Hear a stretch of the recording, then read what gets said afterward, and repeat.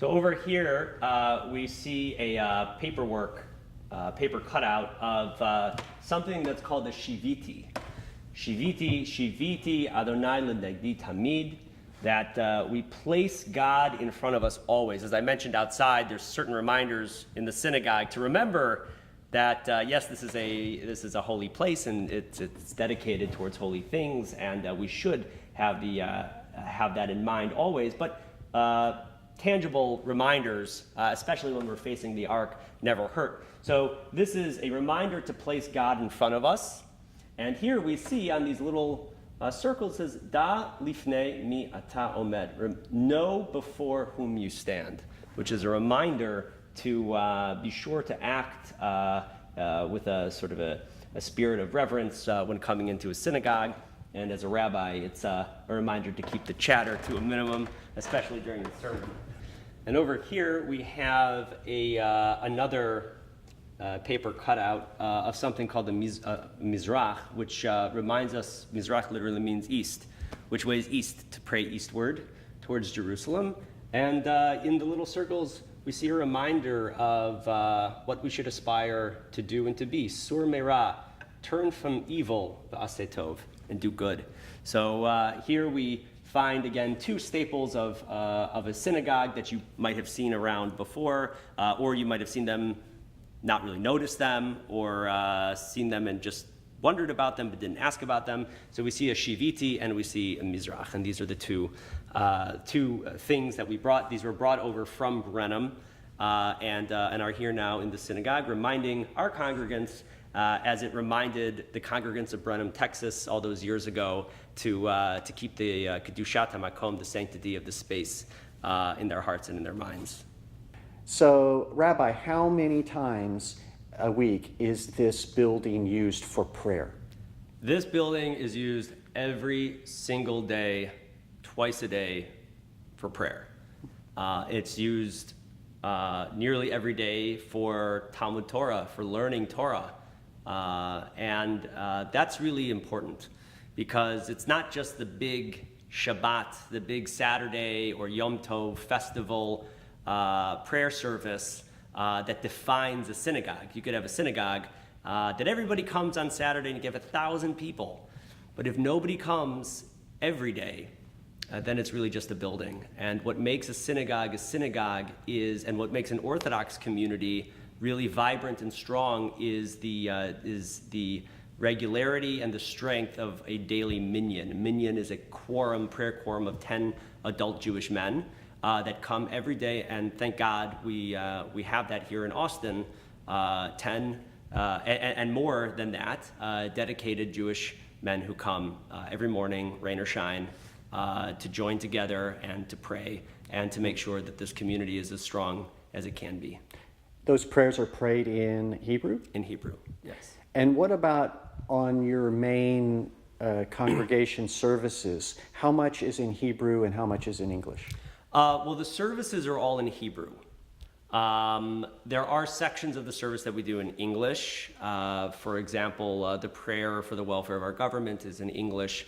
The prayer for the American servicemen and women is in English. The sermon I give is in English. The sermon in Hebrew is called the drasha. That's in English. And there are other, sometimes I'll get up and do explanations and things like that. These things will be in English. But generally, the majority of our service is in Hebrew. So it's an expectation that if you come and you don't know Hebrew, that there will just be things you don't quite understand, but the idea is that you should try to learn through the process. Is that? Yes, and we have ways of helping people that are curious about either learning the meaning of the words, which is very, very important, or just simply learning what to say. So we have classes and things like that help people get through those. But it's also important to remember that God hears the prayers in any language. It doesn't have to be Hebrew. It's preferable to be in Hebrew. That's Lashon HaKodesh, the holy tongue, is the best way, the preferred way to speak to God, but God hears, is capable of understanding everything in any language it might be. So even if the prayers are conducted in Hebrew, if people read along with the English or say their own prayers at certain times, that's perfectly acceptable. Yeah. Have you ever had a non-Jew or maybe even a Christian person wander in and attend one of your services? Sure, many times. Many times.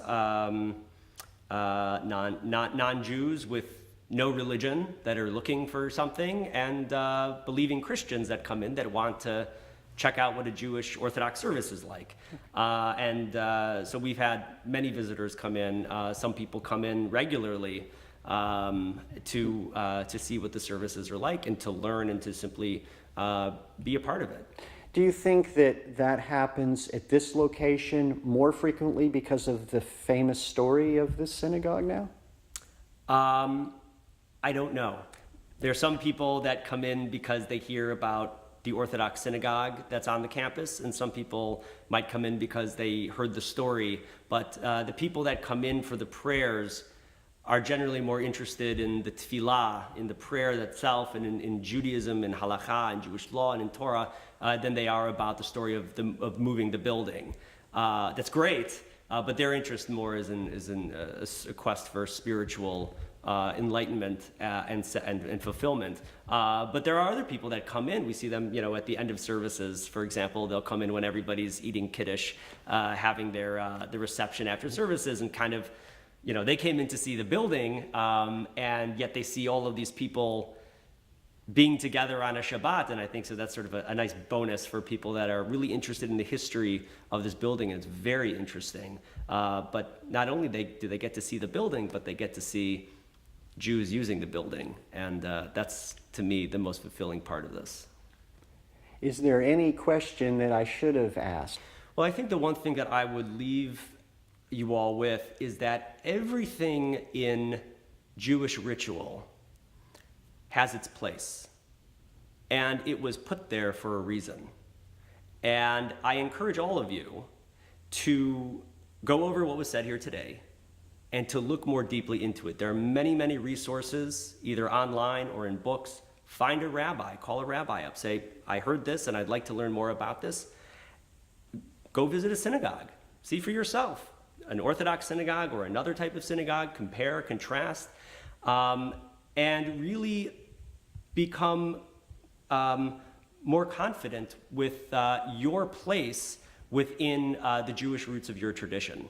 And I think that would be very helpful for you, not to just feel more spiritually connected, but I think also more understanding between Jews and Christians, non-Jews in general, between the common ground that we do have between our two faith traditions. So I encourage you all to go and study, as we say.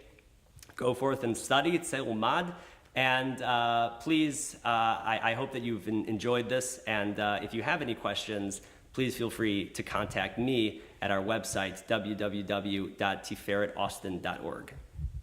Well, thank you, Rabbi Milner. This has been wonderful. Thank you for inviting us into your home, your sanctuary here, and making us feel at home. Thank you so much. Thank you.